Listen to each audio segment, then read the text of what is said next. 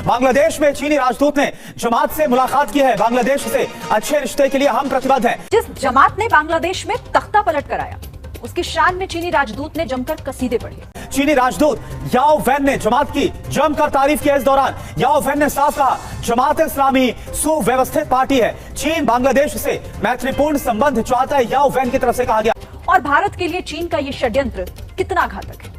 बांग्लादेश की कट्टर जमातों पर डोरे क्यों डाल रहा है ड्रैगन? पाकिस्तान की खुफिया एजेंसी ISI की मुखौटे जमाते इस्लामी से चीन नजदीकियां क्यों बढ़ा रहा है? ढाका में चीन भारत के खिलाफ कौन सा षड्यंत्र रच रहा है? नाज़रीन कराम, जैसा कि आपने वीडियो में देखा, चाइना के सफ़ीर ने बांग्लादेश में जाकर जमात इस्लामी के डॉक्टर अब्दुल शफीकुर रहमान के साथ मुलाकात की है, जिस पर भारतीय मीडिया पर कहराम मच गया है, क्योंकि भारतीय मीडिया और भारत ये बात कहता है कि डॉक्टर शफीकुर रहमान चाइना और पाकिस्तान का मोहरा है। हसीना वाजिद की गवर्नमेंट हटाने में इसका अहम किरदार है और वो इसे अपना दुश्मन समझते हैं। तो चलिए आपको मज़ीद वीडियो की तरफ लेकर चलते हैं। उससे पहले अगर आप चैनल पर न्यू हैं तो चैनल को सब्सक्राइब कर दें और बेल आइकॉन को दबा दें, ताकि आने वाली तमाम वीडियोज़ आप तक बआसानी पहुँच सकें। बांग्लादेश में चीनी राजदूत ने जमात से मुलाकात की है। बांग्लादेश से अच्छे रिश्ते के लिए हम प्रतिबद्ध हैं। चीन की तरफ से ये बयान सामने आया। ये देखिए, मुलाकात की तस्वीर आपके सामने। बांग्लादेश और वहां के लोगों का चीन समर्थक है।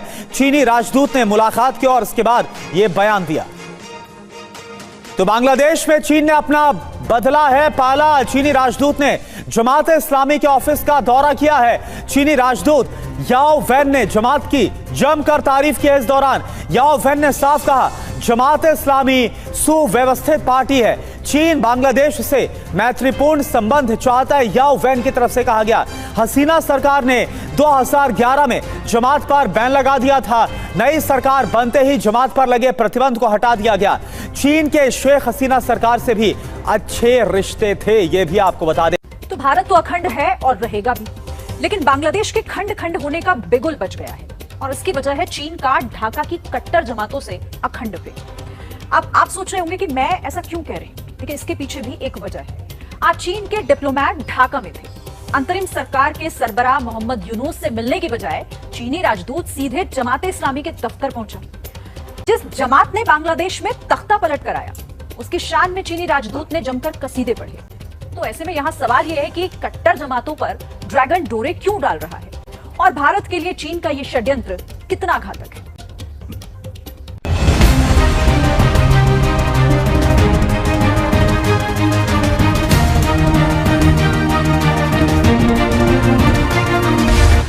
बांग्लादेश की कट्टर जमातों पर डोरे क्यों डाल रहा है ड्रैगन? पाकिस्तान की खुफिया एजेंसी ISI की मुखौटे जमाते इस्लामी से चीन नजदीकियां क्यों बढ़ा रहा है?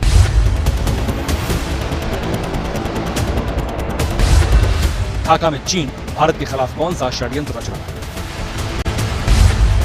बांग्लादेश में जमहूरियत के दुश्मनों को गले क्यों लगा रहा है चीन? लगता है ढाका अपनी तबाही की इबारत खुद अपने हाथ लिख रहा है, क्योंकि ढाका में यूनुस निजाम से ज्यादा पाकिस्तान समर्थक जमातों का जलवा है।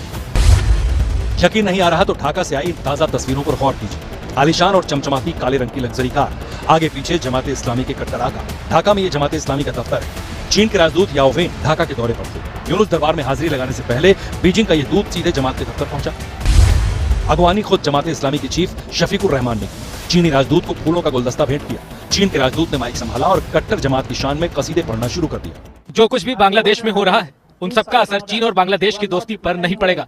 चीन हमेशा यही चाहता है कि बांग्लादेश के साथ उसके अच्छे संबंध बरकरार रहे। हमारे साथ सहयोग करने वाले राजनीतिक दलों के साथ चीन के संबंध और बेहतर होंगे। बांग्लादेश की जनता, यहाँ की अंतरिम सरकार और पूरे बांग्लादेश को लेकर चीन का सहयोग बरकरार है।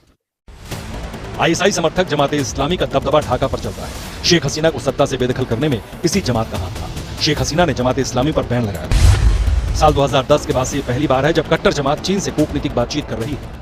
चीन और बांग्लादेश को और सहयोग बढ़ाने और साथ काम करने की जरूरत है। हमें शिक्षा, संस्कृति और विकास के क्षेत्र में साथ साथ काम करना है। पीपुल्स रिपब्लिक ऑफ चाइना विकास के क्षेत्र में बांग्लादेश का बेहद करीबी सहयोगी है। हम उम्मीद करते हैं कि चीन बांग्लादेश में अपना निवेश और बढ़ाएगा।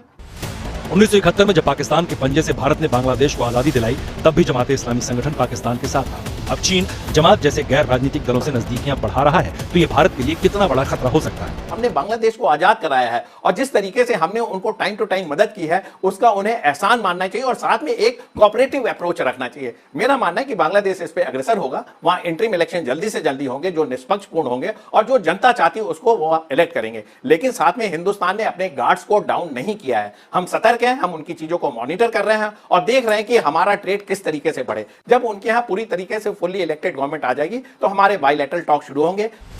जमात इस्लामी का शरिया कानून की वकालत करना और भारत विरोधी एजेंडा दिल्ली की चिंता बढ़ा रहा है। साथ ही चीन के साथ बढ़ते संबंध नई चुनौती। बांग्लादेश के यही हालात दुनिया को डरा रहे हैं। चंद घंटे पहले लेखिका तस्लीमा नसरीन ने बड़ा दावा कर दुनिया के साथ भारत की चिंता भी बढ़ा दी।